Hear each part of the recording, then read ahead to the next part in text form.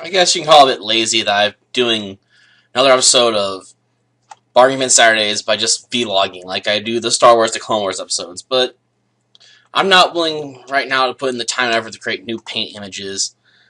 And really, I wish I could get back to that, but I've been trying to busy myself with lots of Let's Plays, so we're going to go with the cheap method and use my webcam again. Besides, I don't know how much I can really say about Merlin's Apprentice anyway. I mean, as a movie, it's long. I mean, it's, let's see, 185 minutes, a little over 3 hours. And those 3 hours are a mix between good, the bad, and the ugly, sort of. On one hand, there's a lot of slapstick, which I tend to think of as awkward and horrible, since it takes away from any of the dramatic tension they're trying to build. Because they constantly try to raise up the threat of these barbarians that are going to destroy Camelot, but they spend so much time throwing in slapstick with Merlin's apprentice Jack not being able to properly cast spells, or causing weird or strange things to happen because he chose inappropriate words for his spell, because his word usage is important. Like, he says stop one time and causes time itself to just like freeze, and he thinks he killed a bunch of people. It's sort of crazy. Then again, Jack, it's also strange when you talk about Jack anyway, considering if you think about it, they explain where he came from in the movie, and he's Merlin's son, and the son of the Lady of the Lake. I'm not sure which one, considering in some of the Arthurian legends there's two Lady of the Lakes, which is brought up in the other Merlin movie I discussed way back when, which was by what are they called? The Asylum. That's it. Yeah, the Asylum did a Merlin movie. I think it was around the same time they're doing a Merlin TV series on Hallmark or some other channel. Whatever, but yeah. Of course, Merlin was asleep at the time this happened, so you can actually argue that Merlin was raped.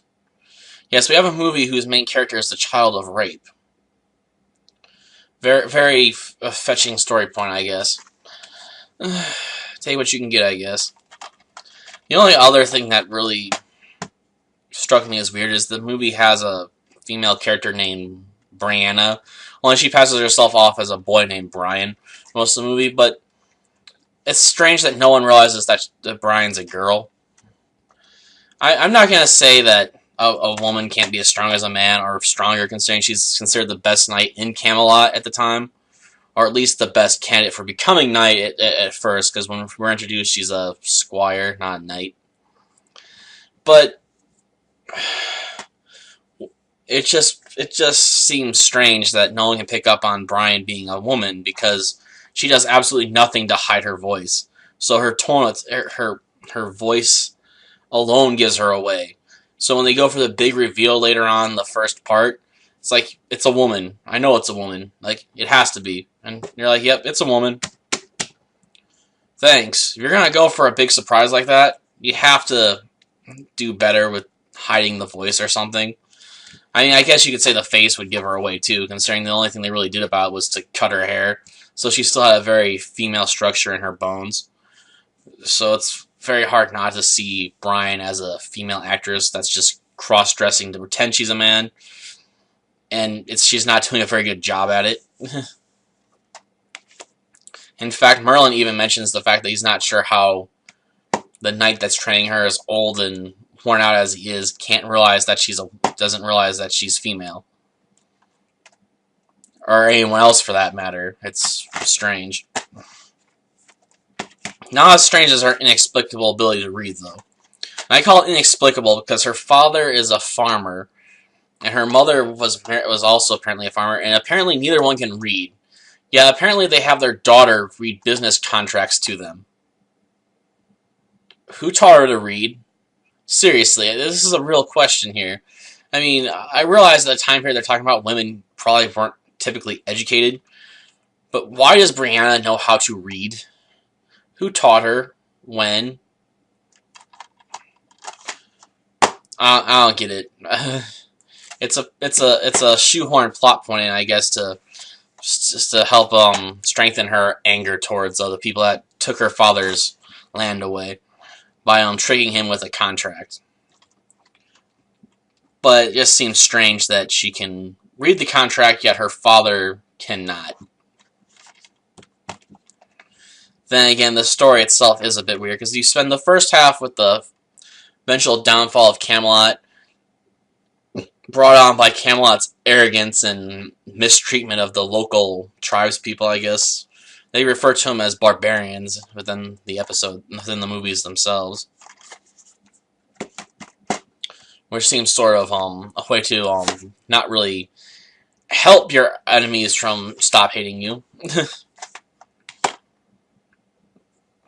Of course, we also get to watch most of the movies are about trying to find. Both movies focus on trying to find the Holy Grail, and quite frankly, the end of the second movie sort of ruins any dramatic tension they built up at the end of the first movie, because they go with the magical MacGuffin brings everyone back to life trick.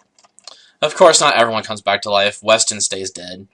Then again, Weston was killed by the Grail itself because he tried to obtain it for his own selfish, greedy reasons, because he wanted to be king and wanted to be validated as king by obtaining the Holy Grail. He did not seek it out for truth and justice, but his own greed.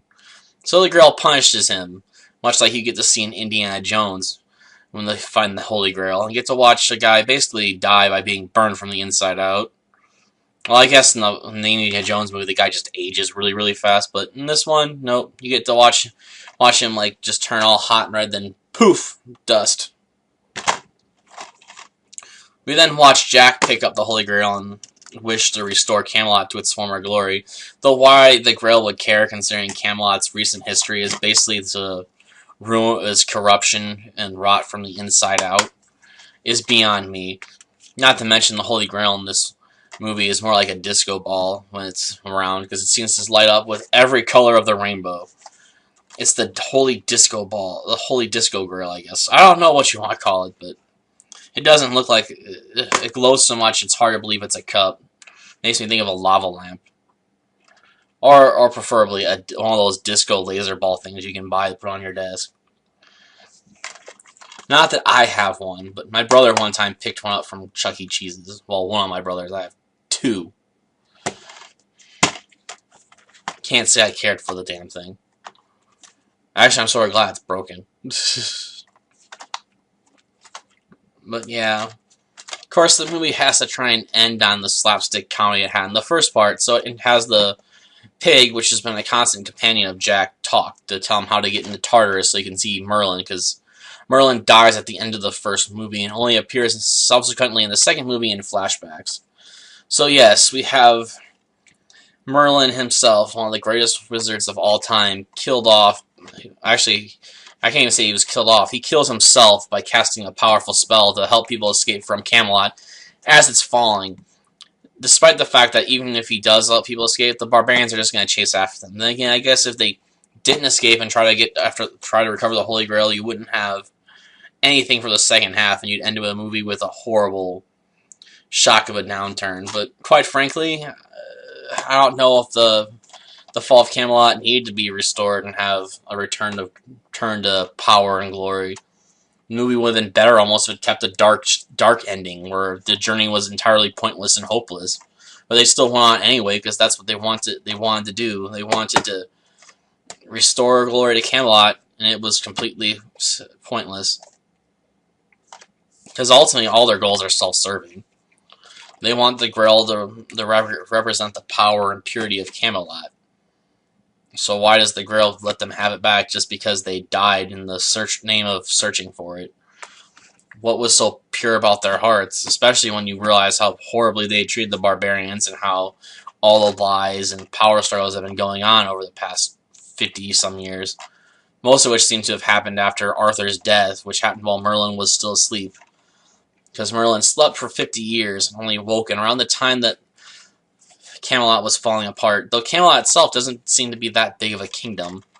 It seems to be one CGI castle, and I guess if I'm going to talk about the castle and its CGI nature, I should talk about the effects themselves, and in general, they're not very good.